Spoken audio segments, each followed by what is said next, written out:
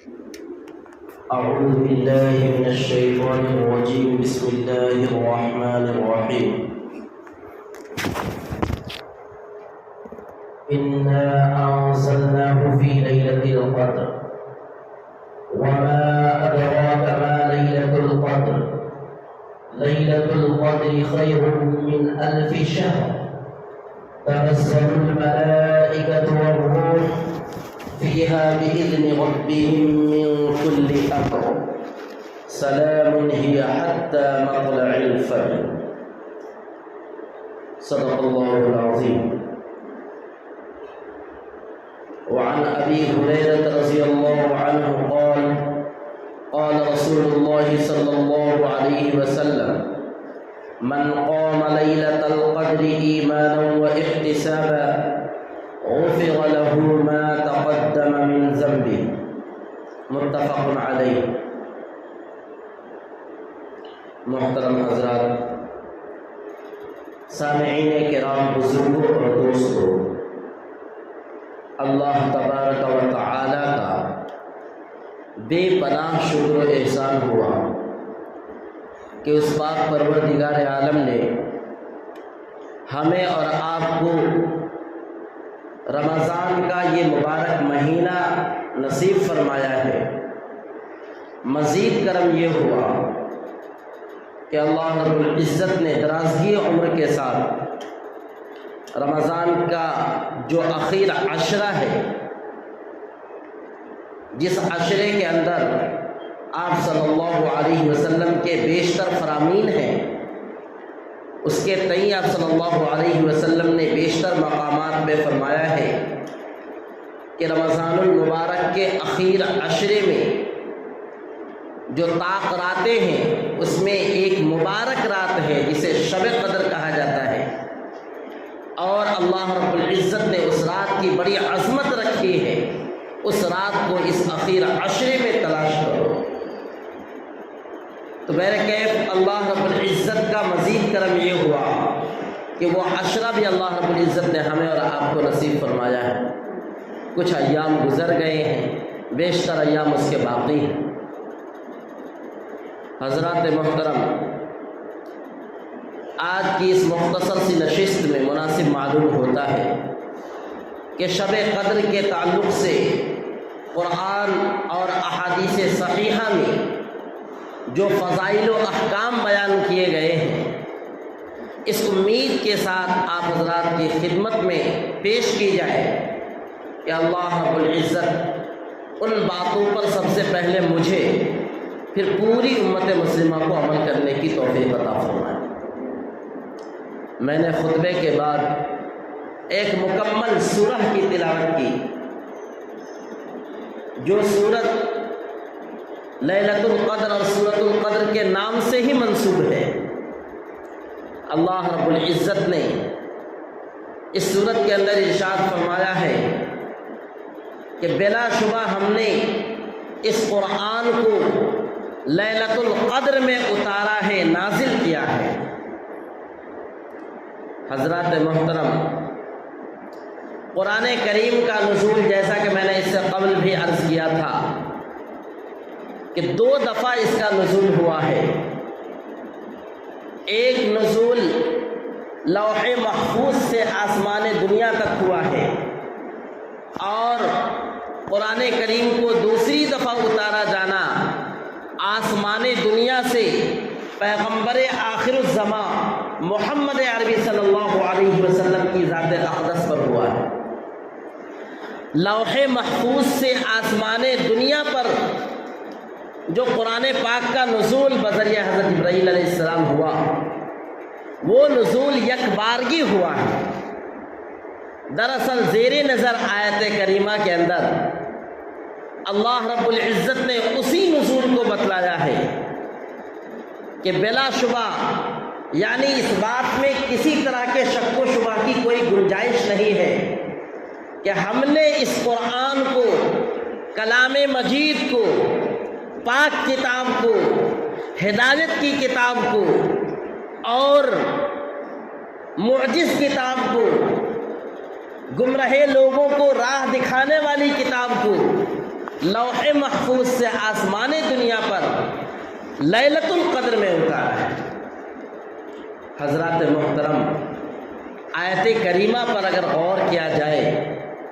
तो इससे इस रात की अहमियत का अंदाज़ा होता है, और ये रात जिस महीने में है उस महीने के बाबरकत होने का अंदाज़ा मिलता है। अल्लाह रब्बुल इज़्ज़त ने कुरान करीम के नुज़ूल के लिए लौह महफूज से आसमान दुनिया तक उसके उतारे जाने के लिए दिगर तमाम महीनों से हट करके माह रमज़ान का इंतखाब किया, और यह इंतखाब इस माह रमज़ान की फजीलत के लिए काफ़ी है। और फिर माह रमज़ान में अल्लाह रब्बुल इज़्ज़त ने लैलतुल क़द्र का खुसूसियत के साथ इंतखाब फरमाया कि उस मुबारक रात में अल्लाह रब्बुल इज़्ज़त ने कुरान करीम को नाज़िल फरमाया। तो इस नुज़ूल से और इस इंतखाब से लैलतुल क़द्र की अहमियत का अंदाज़ा होता है कि अल्लाह रब्बुल इज़्ज़त ने इस रात को कितनी फजीलतों से नवाजा है कि उसके लिए कुरान करीम के नुज़ूल का इंतखाब फरमाया। हज़रात मोहतरम,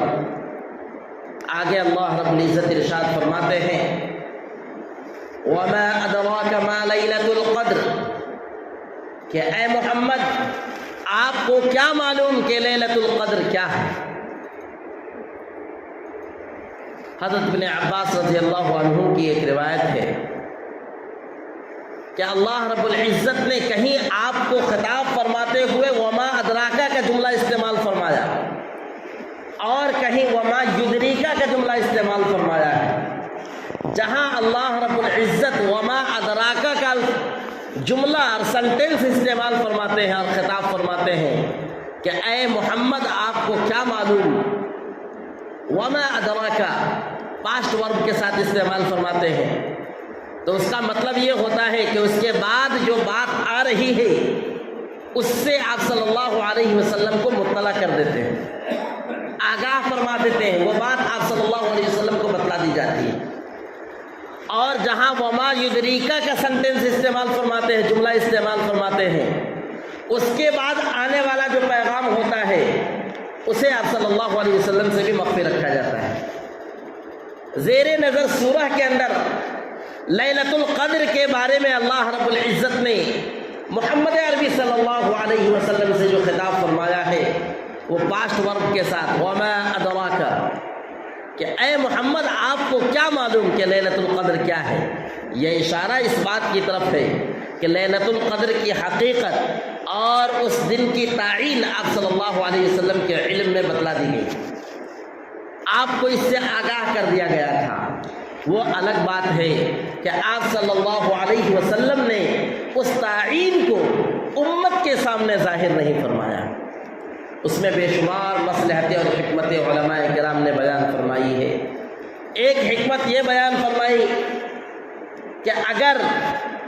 उस रात की तायीन उम्मत के सामने ज़ाहिर कर दी जाती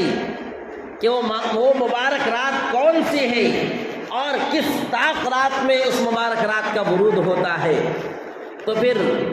इस पुरफतन दौर में उम्मत कसलान का और सुस्ती का शिकार हो जाती, सिर्फ उसी रात के अंदर इबादत का एहतमाम करते, उसके अलावा रातों को इबादत से तर्क कर देते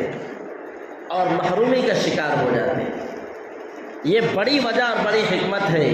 जिसकी बुनियाद पर आप सल्लल्लाहु अलैहि वसल्लम ने उस दिन की तायीन को उम्मत से मख्फी रखा है। कुछ क़राइन से, कुछ रिवायात से इशारात मिलते हैं कि 26 रमज़ान दिन गुज़र करके जो रात आती है उस रात को शब क़द्र होने का ज़्यादा एहतमाल है, लेकिन बखूबी मुलाहिज़ा फरमाए कि यह एहतमाल ही है, यह कोई यकीन नहीं है। यकीन के साथ किसी भी ताक़ रात के बारे में ये नहीं कहा जा सकता है कि इसी रात में शब क़द्र है, या ये भी नहीं कहा जा सकता है कि इस रात में शब क़द्र नहीं है। इसलिए आखिर अशरे की हर रात के अंदर इबादत का एहतमाम करनी चाहिए। ہر رات کو اپنے عبادات سے، ذکر و اذکار سے، توبہ و استغفار سے مزین کرنی چاہیے، تاکہ اللہ رب العزت کی طرف سے جس رات میں شب قدر کی مبارک آمد ہو وہ ہمارے احاطے میں آ جائے، اور اللہ رب العزت کی طرف سے جو انعام و اکرامات اس رات میں کیے گئے ہیں ہم اس کے مستحق بن جائیں۔ اللہ رب العزت نے آگے ارشاد فرمایا وَمَا أَدْرَاكَ مَا لَيْلَةُ الْقَدْرِ لَيْلَةُ الْقَدْرِ خَيْرٌ مِّنْ أَلْفِ شَهْرٍ، یہ دوسری فضیلت ہے۔ لیلۃ القدر یعنی شب قدر کی دوسری فضیلت بیان کرتے ہوئے اللہ رب العزت نے ارشاد فرمایا کہ یہ شب قدر وہ رات ہے جو لیلۃ القدر خیر من الف شہر، 1000 مہینوں سے زیادہ بہتر ہے۔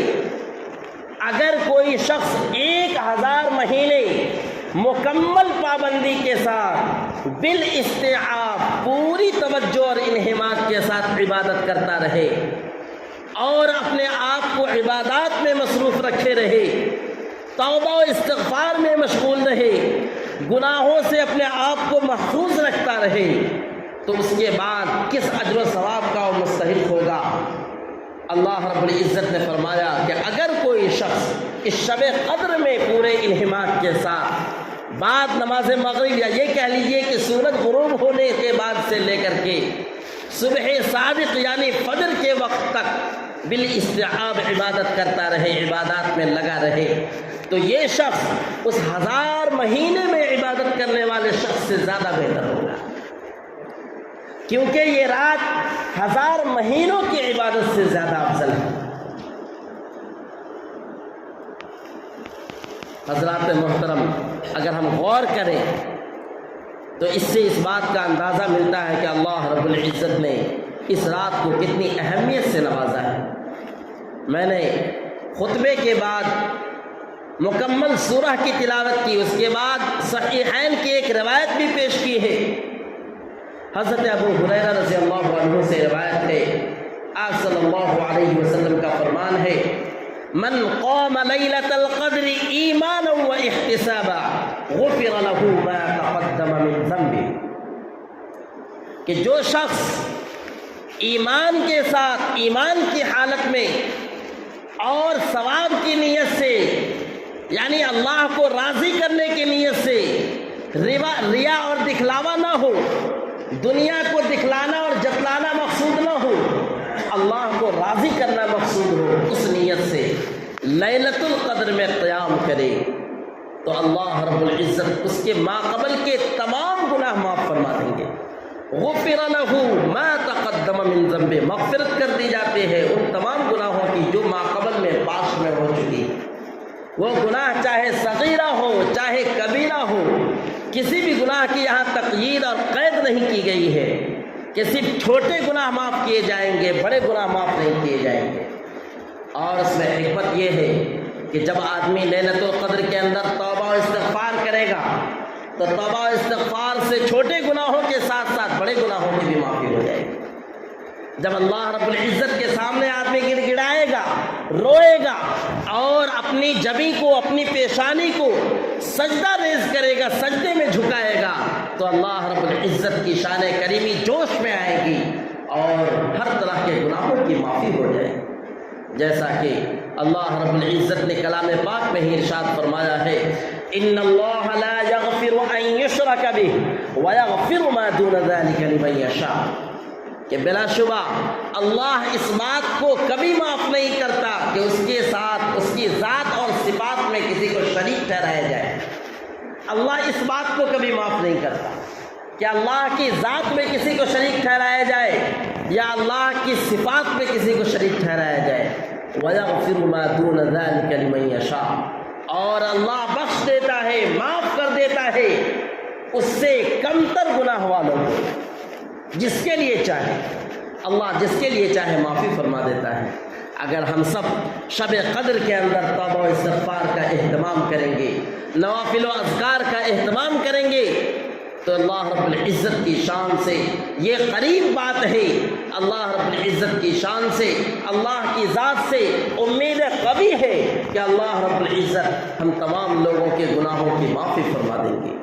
گناہوں کی بخشش فرما دیں گے۔ حضرات محترم، زیر نظر سورہ کے اندر اللہ رب العزت نے لیلۃ القدر کی دوسری فضیلت بیان فرمائی کہ یہ لیلۃ القدر یعنی شب قدر 1000 مہینوں کی عبادت سے زیادہ بہتر ہے۔ یعنی شب قدر کے اندر اگر کوئی اہتمام کرے، شب قدر کے اندر توبہ و استغفار کا اہتمام کرے، نوافل و اذکار کا اہتمام کرے، تو ایسی صورت کے اندر اللہ رب العزت 1000 مہینوں کی عبادت سے زیادہ ثواب عطا فرمائے۔ اور اللہ رب العزت نے اس رات کی فضیلت بیان کرتے ہوئے آگے ارشاد فرمایا تنزل الملائکۃ والروح۔ اس رات کی تیسری فضیلت یہ ہے کہ اس رات کے اندر اللہ رب العزت کی طرف سے فرشتوں کا نزول ہوتا ہے، فرشتوں کا ورود ہوتا ہے، فرشتے اوپر سے تشریف لاتے ہیں۔ حضرت انس بن مالک رضی اللہ عنہ کی روایت ہے کہ اس رات کے اندر آسمان کے ہر حصے سے فرشتوں کا نزول ہوتا ہے، یہاں تک کہ سدرۃ المنتہا کے اوپر اور اس مقام پہ جو فرشتے معمور ہیں وہ بھی دنیا میں تشریف لاتے ہیں۔ اور ان تمام فرشتوں میں جو 4 مشہور فرشتے ہیں، حضرت جبرائیل علیہ السلام، حضرت میکائیل علیہ السلام، حضرت اسرافیل علیہ السلام، حضرت اسرائیل علیہ السلام، یہ 4 مقرب فرشتے بطور خاص تشریف لاتے ہیں۔ قرآن کریم میں اللہ رب العزت نے فرمایا تنزل الملائکہ، ملائکہ جو ورڈ ہے یہ لفظ جمع ہے، پلورل ہے، بے شمار فرشتے تشریف لاتے ہیں جن کی کوئی تعداد نہیں ہے، یعنی انسانی احاطے کے مطابق انہیں گنتی میں نہیں لایا جا سکتا، شمار میں نہیں لایا جا سکتا، اتنے فرشتے تشریف لاتے ہیں۔ والروح، اور ایک خاص فضیلت کی بات یہ ہے کہ بطور خاص افضل الملائکہ، تمام فرشتوں کے سردار فرشتوں کے بھی سردار حضرت جبرائیل علیہ السلام بھی تشریف لاتے ہیں۔ حضرت عبداللہ ابن عباس رضی اللہ عنہ کی تفسیر میں آیا کہ والروح سے مراد روح الامی یعنی حضرت جبرائیل علیہ السلام کی ذات مبارکہ ہے۔ تو بہرکیف 4 فرشتے اور ان کے اعوان، انصار، دیگر جتنے فرشتے ہیں، بے شمار فرشتے دنیا میں تشریف لاتے ہیں، اور 4 مقامات پہ اعلان اسلام کا اور اللہ رب العزت کی طرف سے پروانہ جنت کا جھنڈا لہراتے ہیں۔ احادیث میں آیا ہے کہ حضرت جبرائیل علیہ السلام اور ان کے ساتھ ساتھ جتنے اعوان و انصار دیگر فرشتے ہوتے ہیں وہ دنیا میں تشریف لاتے ہیں، سب سے پہلے بیت اللہ پر اللہ رب العزت کی طرف سے پروانہ جنت کا ایک جھنڈا نصب فرماتے ہیں، اور دوسرے نمبر پر بیت المقدس پر اللہ رب العزت کی طرف سے دیے ہوئے جھنڈے کو نصب فرماتے ہیں، تیسرے نمبر پر روضہ رسول صلی اللہ علیہ وسلم پر اس جھنڈے کو نصب فرماتے ہیں، اور چوتھے نمبر پر اللہ رب العزت کی طرف سے جو جھنڈا نصب کیا جاتا ہے، دنیا کی تمام مساجد پر جھنڈا نصب کیا جاتا ہے، اور اس جھنڈے کو نصب کر کے یہ فرشتے ہر علاقے میں، ہر محلے میں، یہاں تک کہ ہر ملک میں پھیل پڑتے ہیں، روئے زمین پر پھیل پڑتے ہیں، ہر گھر کے اندر ان کا جانا ہوتا ہے، وہاں جا کر کے ان کے لیے دعائیں مغفرت کرتے ہیں۔ ہماری اور آپ کی آنکھ میں یہ بساط نہیں ہے، یہ جرت نہیں ہے، یہ کشش نہیں ہے کہ ہم ان فرشتوں کو دیکھ پائیں، لیکن وہ فرشتے ضرور تشریف لاتے ہیں اور ہر ایک بندے کے لیے توبہ و استغفار کرتے ہیں، ان کے لیے اللہ رب العزت کی بارگاہ میں دعائیں مغفرت کرتے ہیں۔ تو شب قدر کی تیسری فضیلت اس بات کی شاہد ہے کہ اللہ رب العزت نے اس رات کو بے شمار انعام و اکرامات سے نوازا ہے۔ اگر ہم اس رات کی قدردانی کر لیں، اللہ رب العزت کے احکامات کی پابندی کر لیں تو اللہ رب العزت کی ذات سے قوی امید ہے کہ ہم مغفرت کے مستحق ہو جائیں گے، بخشش کے مستحق ہو جائیں گے، اللہ رب العزت کی بارگاہ میں سرخرو ہو جائیں گے۔ آگے اللہ رب العزت نے ارشاد فرمایا تنزل الملائکۃ والروح فیہا باذن ربہم من کل امر، اللہ رب العزت کی جانب سے اس رات میں ہر طرح کے فیصلے لے کر نازل ہوتے ہیں۔ اس آیت کریمہ کے بارے میں حضرت عبادہ بن صامت رضی اللہ عنہ سے روایت ہے، آپ صلی اللہ علیہ وسلم کا ارشاد ہے کہ اس مبارک رات کے اندر اللہ رب العزت کی جانب سے مخلوقات کی تقدیر کے فیصلے ہوتے ہیں، موت و حیات کے فیصلے ہوتے ہیں، ان کے خوشی و غم کے فیصلے ہوتے ہیں۔ اللہ رب العزت کی طرف سے وہ تمام مقدرات کو تحریر کر دیا جاتا ہے، لکھ دیا جاتا ہے اور فرشتوں کے سپرد کر دیا جاتا ہے۔ ہم اور آپ بیشتر روایات میں سنے ہوں گے کہ شعبان کی 15ویں شب کو بھی اللہ رب العزت کی طرف سے تقدیر کے فیصلے ہوتے ہیں۔ تو بظاہر طالب علمانہ ایک سوال ہو سکتا ہے کہ 15ویں شب کو بھی فیصلے ہوتے ہیں اور اس شب کے اندر بھی یعنی شب قدر کے اندر بھی فیصلے ہوتے ہیں، آخر اس کا کیا مطلب ہے، کیا وجہ ہے کہ دونوں شب کے اندر فیصلے ہوتے ہیں؟ تو اس کا جواب ملاحظہ فرمائیں۔ شعبان کی 15ویں شب کو اللہ رب العزت کی جانب سے لوح محفوظ میں جو مخلوقات کی تقدیر کے فیصلے ازل میں لکھ دیے جا چکے تھے، آسمان و زمین کی پیدائش اور اس کے وجود سے پہلے جو چیزیں لکھ دی گئی تھی اس کا املا کرایا جاتا ہے اور اسے فرشتوں کے سامنے جن فرشتوں کو اس کی ذمہ داری دی جائے گی ظاہر کر دیا جاتا ہے، اور شب قدر کے اندر اس فیصلے کی تنفیذ کے لیے فرشتوں کو ذمہ داری دے دی جاتی ہے۔ وہ رجسٹر ان کے ہاتھ میں تھما دیا جاتا ہے کہ اب اس شب قدر سے لے کر 1 سال بعد آنے والے شب قدر تک کس انسان کی زندگی کب تک رہیں گی، کب ختم ہوں گی، کس کو کب خوشی ملیں گی، کب غمی ملے گی، کس کو کتنا رزق ملنا ہے، کس کو کب بھوکا رکھنا ہے، کسے کب فاقے کی نوبت آئے گی، کون اچھے نصیبے کے ساتھ زندگی بسر کرے گا، کس کے نصیبے میں کٹھنائیاں ہیں، پریشانیاں ہیں، مصیبتوں کا سامنا کرنا پڑے گا، ان تمام چیزوں کا جو ایک دفتر ہے، رجسٹر ہے، وہ رجسٹر اس شب قدر کے اندر فرشتوں کے جن کی ذمہ داری دی گئی ہے ان کے سپرد کر دیا جاتا ہے، تھما دیا جاتا ہے کہ اب اس کی تنفیذ آپ سال بھر کرتے رہیں۔ تو یہ توجیہ اور یہ تطبیق فقہاء کرام نے بیان فرمائی ہے۔ بہرکیف اللہ رب العزت کا فرمان ہے تنزل الملائکۃ والروح فیہا باذن ربہم من کل امر سلام ہی حتی مطلع الفجر۔ اللہ رب العزت نے فرمایا کہ اس رات میں جو امن و امان کا فیصلہ ہے اور اللہ رب العزت کی طرف سے اعلان عام ہے کہ ہر کوئی مغفرت کا طالب کہ اس کی مغفرت کر دی جائے، ہے کوئی بخشش کا طالب کہ اس کی بخشش کر دی جائے، ہے کوئی معافی مانگنے والا کہ اس کو معاف کر دیا جائے، ہے کوئی حاجت کشائی کرنے والا کہ اس کی حاجت کشائی کی جائے، ہے کوئی اپنی بیماری کے لیے صحت کی دعا کرنے والا کہ اس کی دعا کو قبول کیا جائے۔ یہ اعلان حتی مطلع الفجر اللہ رب العزت کی طرف سے صبح صادق طلوع ہونے تک ہوتا ہے، فجر کا وقت آنے تک ہوتا ہے۔ اس لیے امت مسلمہ کی ذمہ داریوں میں سے ایک ذمہ داری یہ ہے بتقاضۂ ایمانی کہ جب اسے شب قدر نصیب ہو تو اس رات کی قدردانی کر لے۔ شب قدر کو جیسا کہ احادیث کے اندر فرمایا گیا کہ رمضان المبارک کے اخیر عشرے کی طاق راتوں میں تلاش کیا جائے تو ہم سب کو ان طاق راتوں میں اس کا اہتمام کرنی چاہیے۔ نہ جانے کون سی رات شب قدر ہو اور اس رات کے اندر عبادت کرنے کی وجہ سے اللہ رب العزت کے ہاں ہماری مغفرت ہو جائے، ہماری زندگی میں 4 چاند لگ جائے، ہم اللہ رب العزت کے محبوب بندوں میں شامل ہو جائیں۔ حضرات محترم، اس مبارک رات میں جو فرشتوں کا نزول ہوتا ہے جیسا کہ ابھی میں نے بتلایا، ان فرشتوں کے بارے میں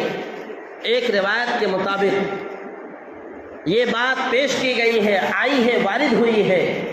کہ فرشتے روئے زمین پر پھیل پڑتے ہیں اور ہر گھر میں آتے ہیں، لیکن کچھ ایسے افراد اور اشخاص ہیں کہ جو فرشتوں کی آمد سے، اس کے ورود سے محروم رہتے ہیں۔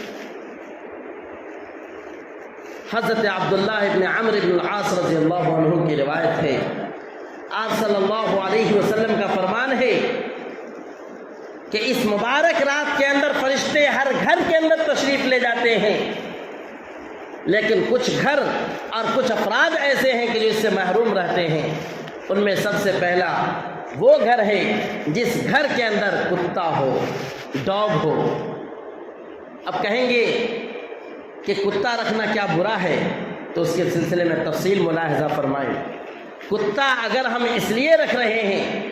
کہ وہ ہمارے گھر کی نگرانی کرے، آنے والے خطرات سے آگاہ کرے، جیسا کہ کتے کے اندر اللہ رب العزت نے یہ ٹیلنٹ رکھا ہے۔ کتے کے اندر اللہ رب العزت نے 10 ایسی صفات رکھی ہے جو بزرگان دین کے اندر ہوا کرتی ہیں۔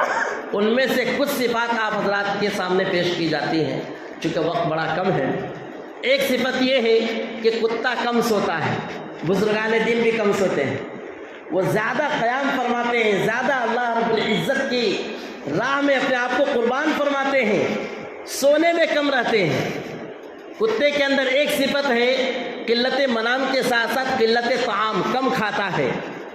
بزرگان دین بھی اتنا کھاتے ہیں جس سے ان کی کمر سیدھی رہے اور جس سے اللہ رب العزت کی عبادات کو بآسانی کر سکے۔ کتے کے اندر ایک صفت ہے کہ خیش و بیگانہ را خوب می شناسد، اچھے اور برے کو، اپنے اور پرائے کو خوب پہچان لیتا ہے۔ بزرگان دین کی نظر میں بھی اللہ رب العزت نے وہ کشش رکھی ہے کہ وہ اچھے اور پرائے کو، اپنے اور غیر کو بخوبی پہچان لیتے ہیں، پلکوں میں، منٹوں میں پہچان لیتے ہیں، کون اپنا ہے، کون پرایا ہے، کون دوست ہے، کون دشمن ہے، اس کی معرفت ان کے اندر ہوتی ہے۔ اسی طریقے سے کتے کے اندر ایک صفت ہوتی ہے وفاداری کنت، وہ کتا وفاداری کرتا ہے، اگر اس کو ایک ٹکڑا آپ دے دیں تو آپ کا وفادار بن کر رہتا ہے، ہمیشہ آپ کے ارد گرد وہ چکر لگاتا رہتا ہے، دم ہلاتا رہتا ہے، دمشمی جنبانت، اپنے دم کو ہلا کر کے وفاداری اور محبت کا، الفت کا ثبوت دیتا رہتا ہے۔ بزرگان دین کے اندر بھی اللہ رب العزت نے صفات رکھی ہے کہ جب بھی کوئی وعدہ کرتے ہیں اور جب بھی ان کے اوپر کوئی احسان کیا جائے تو خاص طور پر وفادار بن جاتے ہیں اور ہمیشہ وفاداری کا ثبوت دیتے ہیں۔ بے شمار ایسی صفات ہیں جو اللہ رب العزت نے اس جانور کے اندر رکھے ہیں اور اللہ رب العزت نے بزرگان دین کے اندر بھی رکھے ہیں۔ تو پھر جب اس طرح کی باتیں ہیں اور اتنی چیزیں بزرگان دین سے ملتی ہیں، پھر ایسے کیسے یہ ممکن ہے اور کیسے یہ بات کہی جاتی ہے کہ جس گھر کے اندر کتا ہو اس میں رحمت کے فرشتے نہیں جاتے؟ تو اس سلسلے میں جواب ملاحظہ فرمائیں کہ کتا بہرحال اپنے آپ میں بہت ساری خوبیاں رکھتا ہے، لیکن کتا دیگر احادیث کی روشنی میں منحوس جانوروں میں سے ایک بھی ہے، منحوس جانوروں میں سے ایک بھی ہے۔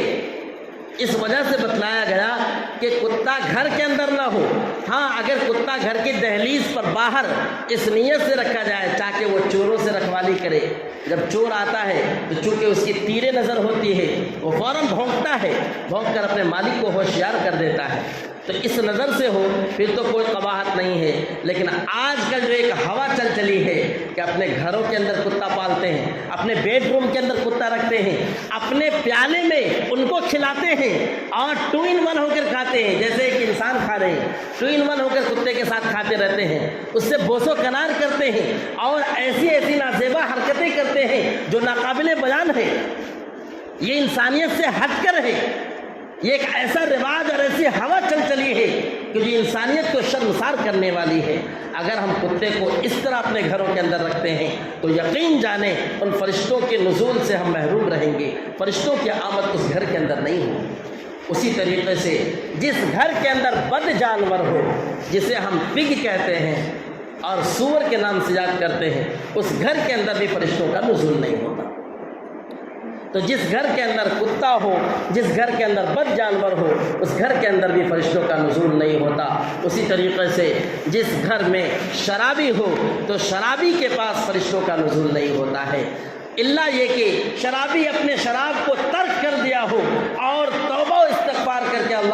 العزت کی بارگاہ میں رو پڑا ہو، سجدہ ریز ہو گیا ہو، پھر تو اللہ رب العزت کے پیارے حبیب جناب محمد رسول اللہ صلی اللہ علیہ وسلم کی طرف سے اعلان عام ہے، التائب من الذنب کمن لا ذنب لہ، کہ گناہوں سے توبہ کر لینے والا، گناہوں سے معافی مانگ لینے والا، چاہے وہ کیسا بھی گناہ کیا ہو، قتل کا گناہ کیا ہو، کفر کا گناہ کیا ہو، شرک کا گناہ کیا ہو، ایک دوسرے کے ساتھ زنا کا گناہ کیا ہو، یا اور بھی کوئی بدفعلی کیا ہو، اگر اس نے گناہوں سے سچی توبہ کر لی ہے تو گناہوں سے توبہ کر لینے والا ایسا ہے گویا اس نے گناہ کیا ہی نہیں ہے، دودھ کا دھلا ہے، التائب من الذنب کمن لا ذنب لہ۔ تو اگر شرابی نے شراب سے توبہ کر لی ہے پھر تو وہاں فرشتوں کا نزول ہوگا، لیکن اگر اس نے توبہ نہیں کی ہے تو وہاں فرشتوں کا نزول نہیں ہوگا۔ اسی طریقے سے وہ بدکار شخص جس نے کسی کے ساتھ زنا کیا ہو اور اسی حالت میں جنبی ہونے کی حالت میں، ناپاک ہونے کی حالت میں ابھی تک پڑا ہوا ہے، ایسے شخص کے پاس بھی فرشتوں کا نزول نہیں ہوتا ہے۔ تو یہ کچھ افراد ہیں، اشخاص ہیں جن کے پاس فرشتوں کا نزول نہیں ہوتا ہے، ان کے علاوہ پوری انسانیت پر فرشتوں کا نزول ہوتا ہے۔ امت مسلمہ کے ہر فرد پر فرشتے آتے ہیں، نزول فرماتے ہیں اور ان کے لیے دعائیں مغفرت کرتے ہیں۔ اللہ رب العزت سے دعا کریں کہ اللہ اس رات کی قدردانی کی توفیق عطا فرمائے، اور جو بھی ایام رہ گئے ہیں، جو راتیں رہ گئی ہیں، آج بھی الحمدللہ وہ رات آنے والی ہے، اور اس کے بعد بھی جو راتیں آنے والی ہے اس کی ہم خوب قدردانی کریں، اللہ رب العزت کی بارگاہ میں روئیں، گڑ گڑائیں، توبہ و استغفار کریں۔ اللہ رب العزت کی ذات سے قوی امید ہے کہ اللہ ہم سب کی بخشش فرمائیں گے، کیونکہ اللہ کو ایسا گناہ گار بندہ بہت پسند ہے جو گناہ کے بعد نادم ہو، شرمندہ ہو، اللہ کی بارگاہ میں جا کر توبہ و استغفار کرے۔ وہ گناہ گار بندہ پسند نہیں ہے جو گناہ تو کرے لیکن گناہ پر اصرار کرتا رہے، اس کو گناہ اچھا لگے اور اللہ کی بارگاہ میں توبہ کی توفیق بھی اسے حاصل نہ ہو۔ اللہ رب العزت سے دعا کریں اللہ ہمیں بھی، آپ کو بھی، پوری امت مسلمہ کو اس رات کی خاص طور پر قدردانی کی توفیق عطا فرمائے۔ اگر زندگی سلامت رہی تو انشاءاللہ آئندہ ہفتے زکوٰۃ ہے، صدقۃ الفطر ہے اور عید الفطر ہے، اس طرح کے جو مسائل ہیں انشاءاللہ شرح و بسط کے ساتھ بیان کیے جائیں گے۔ وآخر دعوانا ان الحمدللہ رب العالمین۔ جو احباب سنت ادا نہ کیے ہوں سو وہ سنت ادا کر لیں، اگلی صفوں میں جو جگہیں خالی ہیں اسے بھی پر فرما لیں تاکہ بعد میں آنے والوں کو جگہ نصیب ہو سکے۔